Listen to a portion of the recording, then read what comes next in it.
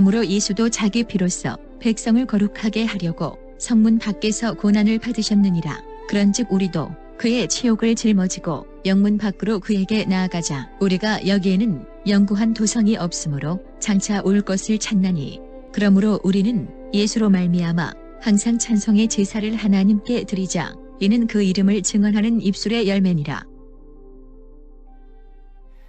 단 3초 만에 사람의 마음을 감동시킬 수 있는 것이 있다면 무엇일까요? 3초가 아니라 그보다 짧은 시간에 사람들의 마음을 뒤흔들 수 있는 그런 것이 있다면 무엇일까요? 바로 노래라고 할 수 있습니다. 연설이나 설교는 사람의 마음을 감동시키기 위해서는 한 20분에서 30분 정도가 필요합니다. 물론 뛰어난 명설교가나 연설가는 그보다 짧은 시간에 감동을 불러일으킬 수 있을 것입니다. 가왕 조용필이 무대에 등장해서 기도하는 사랑의 손길로 첫 소절 부르면 그냥 기다렸다는 듯이 그냥 오빠 하면서 떼창을 시작하지 않습니까? 다 부른 것도 아니고 기도하는 그 한 소절을 부른 것밖에 없는데 거기에 사람들이 감동을 먹게 된다라고 하는 것입니다. 지금까지 살면서 다른 직업은 그렇게 부럽다는 생각을 해보지를 않았어요. 아쉽다는 것은 좀 있었지만 부럽다는 이런 직업은 경험해보지를 못했습니다. 그런데 딱 하나의 직업은 이 목회 생활을 하면 할수록 정말 부럽다. 목회도 저렇게 할 수 있다면 얼마나 좋을까. 그 부러운 직업을 가진 대상이 누구냐? 가수입니다. 히트곡 하나로 평생을 우려먹어도 결코 부족하지 않습니다. 오히려 청중들이, 대중들이 또 불러달라고 앙코를 외치면서 그 곡에 심취에 빠져드는 것을 보게 됩니다. 그것만이 아니라 이 저작권료가 이게 보통이 아닙니다. 죽은 다음에도 70년 동안 저작권료를 받아 먹을 수 있는 그런 직업이 가수입니다. 설교도 매번 가수처럼 하나의 설교를 계속 반복해 나갈 수 있다면 얼마나 좋을까. 매주 새로운 설교를 창작해내야 된다는 것이, 물론 창작이라고 볼 수는 없지만 그 말씀의 깊은 뜻을 마치 깊은 우물에서 물을 길러내는 것처럼 그런 수고를 통해서 한 편의 설교가 만들어집니다. 어떤 분은 얼마나 힘드냐를 비유로 이렇게 얘기합니다. 여성들이 애 낳는 것만큼 힘들다. 똑같은 본문을 사용하더라도 내용은 전혀 다르게 설교를 완성해야 하는 것입니다. 노래가 가지고 있는 힘이 얼마나 위대한가를 여기서 알 수가 있습니다. 단 3초 만에 사람의 마음을 움직일 수 있다고 하는 것처럼 강력한 힘을 가진 것은 아마 이 세상에 존재하지 않지 않는가라고 할 수 있습니다. 성도의 삶이란 가슴 속에 결코 끊어지지 않는 찬양이 계속 흘러가는 삶이라고 말할 수 있습니다. 혹시 여러분 중에 끊임없이 부르려고 했지만 바쁘다는 핑계로, 또 상처받았다는 이유로, 또 삶이 고달프다는 이유로 그 찬양을 혹시 중단하거나 그치고 있지는 않는가라는 것입니다. 성도의 가슴 속에 찬양이 계속 끊이지 않고 흐르고 있다면 그는 그 신앙생활을 통해서 영적인 유익과 축복을 마음껏 받아 누릴 수가 있을 것입니다. 찬양에 그치고 있다고 하는 것은 그의 신앙생활에 막대한 손상이 입혀지고 있다. 이상한 징후들이 나타나고 있다라고 해도 과언이 아닐 것입니다.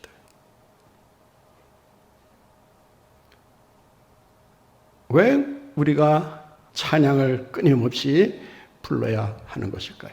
우리의 가슴 속에 어떤 상황에서도 끊어질 수 없는 찬양을 가지고 살아가야 하느냐라는 것입니다. 오늘 본문 말씀에 보면 찬양을 불러야 하는 이유를 이렇게 얘기합니다. 왜 찬양을 해야 되는가? 찬양이 우리가 예수 믿는 사람이라는 증거를 보여주기 때문이다 라는 것입니다. 15절 말씀을 한번 다시 읽겠습니다. 그러므로 우리는 예수로 말미암아 항상 찬송의 제사를 하나님께 드리자. 이는 그 이름을 증언하는, 예수의 이름을 증언하는 찬양이 바로 그리스도인들이 하는 찬양이기 때문이다 라는 것입니다. 오래전에 세상 사람들이 기독교를 향해서 이러한 질문을 던진 적이 있습니다. 그들이 던졌다기보다는 기독교 기관에서 조사를 했습니다. 기독교에 대해서 가장 궁금한 질문이 있으면 해 주십시오. 질문의 1순위가 뭔지 아십니까? 예수 믿는 사람과 믿지 않는 사람과의 차이점을 말해 주세요. 무엇으로 믿는 사람과 안 믿는 사람을 구별할 수 있습니까? 이 질문을 여러분들에게 만약 세상 사람들이 해온다면 어떤 대답을 그들에게 해주려 하십니까? 예수 믿는 사람과 그렇지 않은 사람의 분명한 차이점, 바로 찬양이라고 할 수 있습니다. 세상 사람들이 부르는 노래는 노래라고 말을 합니다. 노래와 찬양의 차이점이 뭔지 아세요? 노래는 사람을 기쁘게 하고 즐겁게 하는 것입니다. 반면에 찬양은 사람을 기쁘게 하고 즐겁게 하는 것이 아닙니다. 사람을 감동시키기 위해 하는 것이 아닙니다. 하나님을 높이고 하나님을 송축하는 것이 바로 찬양이라고 할 수 있습니다. 따라서 믿지 않는 사람은 결코 찬양을 할 수가 없습니다. 얼마나 할 수 없느냐? 죽었다 깨나도 할 수가 없습니다. 하나님을 믿는 사람만이 유일하게 할 수 있는 가장 중요한 특징이 바로 찬양이라고 하는 것입니다. 6.25 전쟁 당시에 많은 그 피난민들이 북에서 남으로 내려왔습니다. 하도 많은 사람들이 내려오다 보니까 그 피난민 중에 그 공산당 첩자들이 대거 섞여 있었다고 합니다. 미군들이 이 피난민들을 검색하면서 첩자인지 단순한 피난민인지 그걸 구별하기가 정말 어려웠다고 합니다. 뭐 얼굴에 나 첩자요, 나 공산당이요, 뭐 이렇게 쓰여져 있는 것이 아니지 않습니까? 그러니까 그 많은 그 피난민들을 일일이 가려내기 위해서 신문을 해야 하니까 얼마나 난감했겠어요. 사람은 밀려오지 한 사람 한 사람 붙들고 첩자냐 아니냐 뭐 실갱이할 수도 없는 것이고, 그런데 통역 장교 한 사람이 아이디어를 냈다고 합니다. 처음부터 가려내려고 하지 마시고 이 공산당과 예수 믿는 사람과는 상극이기 때문에 예수 믿는 사람들을 먼저 추려내시면 비교적 신문할 대상이 줄어들 것입니다. 그래서 주기도문을 외울 줄 아느냐? 그리고 주기도문을 못하면 당시에 모든 성도들이 사랑하고 있었던 그 찬양 가운데 네 줄을 가까이, 이 찬양을 할 줄 아느냐를 물었다고 합니다. 그래서 주기도문 할 줄 아는 사람은 바로 거기에서 솎아내고, 또 주기도문을 잘 못하는 사람은 네 줄을 가까이를 부르게 하면서 그것을 구분했다고 합니다. 그런데 예수 믿는 부인과 오랫동안 살았지만 예수 믿는 부인을 핍박하고 행패를 부리면서 방에 가두기도 하고 온갖 그 수단 방법을 동원해서 하여튼 예수 믿지 못하도록 그렇게 말썽을 피웠다고 합니다. 그런 사람이라 이제 그 자리에 섰는데 두 가지를 물어보는 거 아닙니까? 그러니까 핍박만 했지 전혀 뭐 교회 다녀본 적도 없고 뭐 주기도문이 뭔지 내주를 각각에 뭔지도 모르는 상태에서 이제 그 자리에 서서 꼼짝없이 이제 좀 재심을 받아야 될 그런 쪽으로 이제 갈 형편이 되었습니다. 그런데 그 순간 아마 하나님께서 그에게 그 지혜를 주신 것 같아요. 그 핍박하고 방에 가두고 괴롭힐 때마다 울면서 늘 불렀던 찬양이 내 주를 가까이였다고 합니다. 그래서 그 흥얼거리던 노래를 뭐 유심히 듣지는 않았지만 그런 일이 계속 반복되다 보니까 어느 정도 그 가락을 그 기억을 할 수 있었다고 합니다. 그래서 내 주를 가까이 하게 하면 십자가 진 같은 고생이나. 근데 거기까지. 그 다음에 몰라. 그건 하도 들어서 이제 어느 정도 기억을 해냈는데 그 뒤를 모르니까 자기 멋대로 갖다 붙였다고 합니다. 더 이상은 모르니 주님 알아서 하십시오. 그렇게 해서 어거지로 찬양을 하고 끝났는데 그 리본 장교가 웃으면서 그래도 자기를 빼주더랍니다. 그때 그 간증을 두고두고 하면서 살았다고 합니다. 나는 찬양 때문에 산 사람이다. 사랑하는 성도 여러분, 찬양은 예수 믿는 사람만이 할 수 있는 노래라는 것을 우리가 기억하게 합니다. 그 이름을 증언하여 예수의 이름을 증언하는 자만이 찬양할 수 있다는 사실을 기억하시고 여러분의 가슴에 늘 예수 찬양이 항상 흘러넘치는 역사가 일어나기를 바랍니다. 왜 우리가 항상 찬미의 제사를 드려야 하는 것일까? 왜 우리의 가슴 속에 찬양이 언제나 끄르지 않고 흘러야 하는 것일까? 오늘 본문에 보면 입술의 열매라고 말합니다. 15절 말씀을 다시 한번 보실까요? 후반절입니다. 그 이름을 증언하는 뭐라고요? 입술의 열매다라는 것입니다. 찬양이 우리의 삶에 아주 귀한 열매를 맺는다는 것입니다.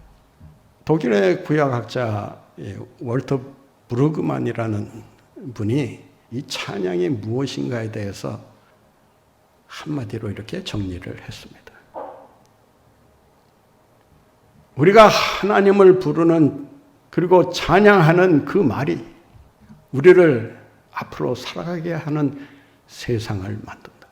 찬양하며 부르는 그 말이 우리가 앞으로 살아갈 세상을 만든다. 엄청난 얘기를 했습니다. 여러분이 어떤 찬양을 부르느냐에 따라서 여러분의 찬양이 만들어내는 세상을 살게 된다라고 하는 것입니다. 자유의 찬양을 부르면 여러분의 삶은 자유의 기쁨으로 넘쳐나게 될 것이고 그러한 세상을 우리가 만들어가게 된다는 것입니다. 평화의 찬양을 부른다면 이 세상을 하나님과 화목한 그러한 평화의 동산으로 세상으로 만들어가게 된다는 것입니다. 가요계에 내려오는 아주 재밌는 이야기가 하나 있습니다. 가수가 부르는 노래 제목에 따라서 산다. 무슨 말인가 하면 낙엽 따라 가버리는 사랑. 그 노래를 하면 낙엽 따라 가버린 사람이 되고 만다는 거예요. 실제로 그 노래 부르는 사람 요절했습니다. 돌아가는 삼각지 부르면 그 인생이 늘 돌고 도는 그런 인생이 되고 마는 것입니다. 쨍하고 해뜰날 부르면 그 인생에 쨍하고 빛나는 세상이 펼쳐지게 되는 것입니다. 사랑하는 성도 여러분, 세상의 노랫말도 입술의 열매를 맺거든 여러분 입술의 찬양이야. 두말할 나위가 없는 거 아닙니까? 찬양을 통해서 복된 열매들을 풍성하게 맺어가시는 여러분들 모두가 되시기를 바랍니다.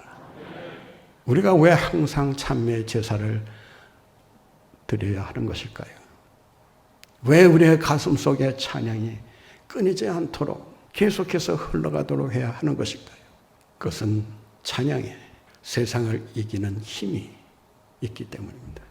오늘 본문 말씀을 한번 보겠습니다. 13절입니다. 그런즉 우리도 그의 치욕을 짊어지고 영문 밖으로 그에게 나아가자. 영문 안에서 영문 밖으로 과감히 도전하면서 살아가자.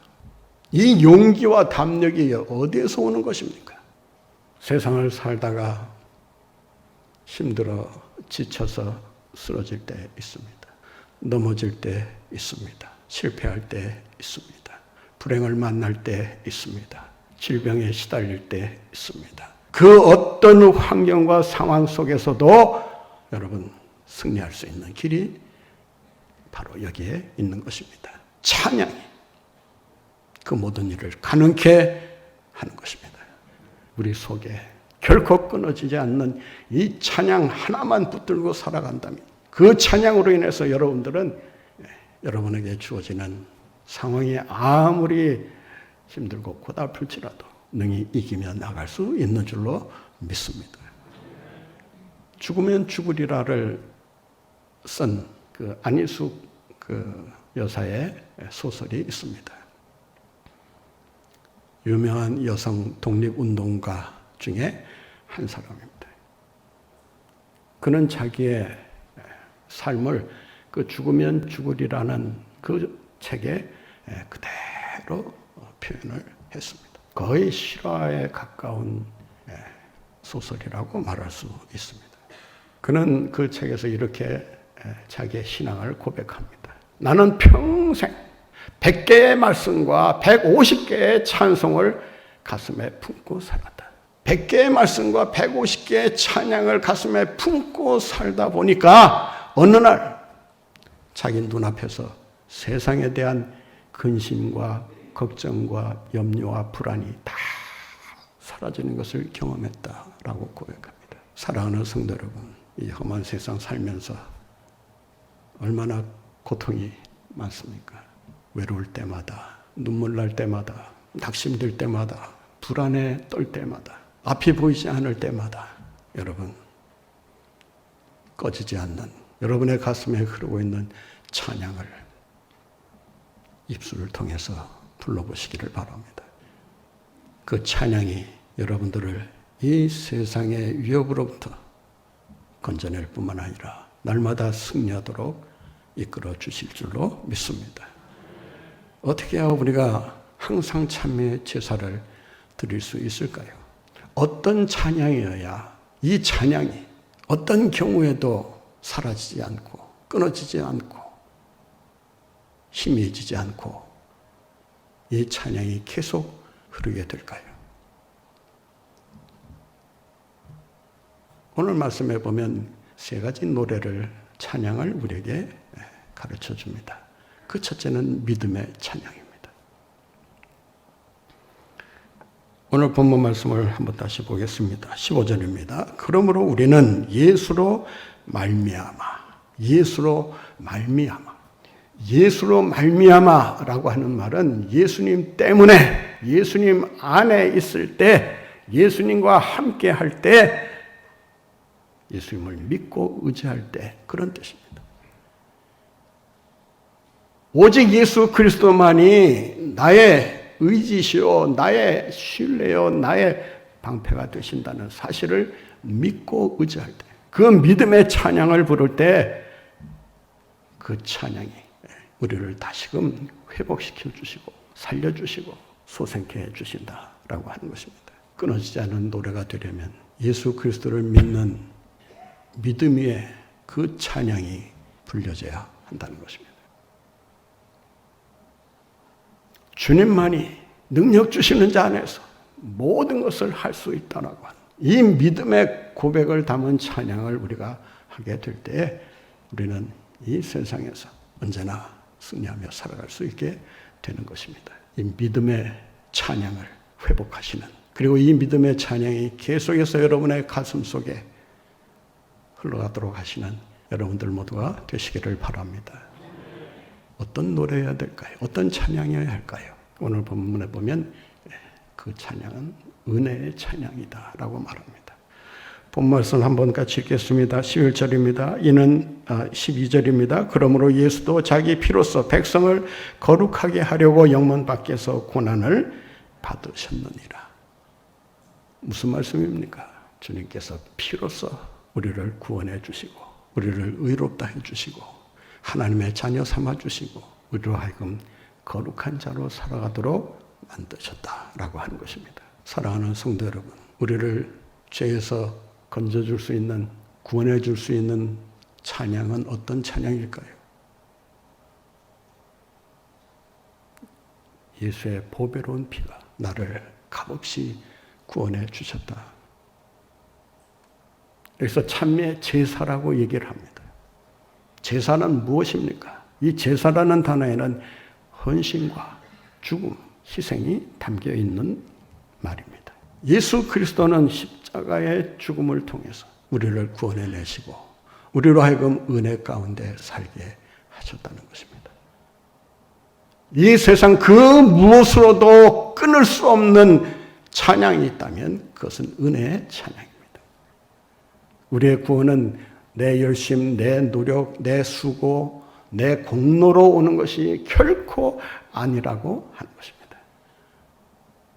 주님으로부터 오는 은혜의 찬양이기 때문에 이 찬양을 부르는 한 우리는 그 은혜 속에서 강하고 능력 있는 삶을 살아가게 될 줄로 믿습니다. 우리가 어떤 찬양을 불러야 하는 것일까요? 소망의 찬양입니다. 본문 말씀 14절을 같이 보시겠습니다. 우리가 여기에는 영구한 도성이 없으므로 장차 올 것을 찾나니. 여러분, 세상의 노래는 다 사라질 때가 있습니다. 더 이상 부를 수 없는 노래로 사라지게 됩니다. 노래만입니까? 이 세상 모든 것은 다 언젠가는 사라집니다. 다 무너져 내립니다. 가장 먼저 무너져 내리는 대상이 누군지 아십니까? 사람입니다. 모든 것이 다 사라지는 이 공허한 세상 속에서 우리가 삶의 의미와 공허를 어떻게 이길 수 있는 것입니까? 영원한 도성을 바라보며 소망 가운데 살아갈 때 여러분, 이 세상의 덧없음을 이길 수 있는 거 아니겠습니까? 사랑하는 성도 여러분, 이 세상에 연연하지 마시고 지나친 욕심 부리지 말고 모두가 언젠가는 사라질 것임을 기억하고 저 천성을 바라보며 믿음으로 저 높은 곳을 향하여 찬양하며 달려가시는 여러분들 모두가 되시기를 바랍니다.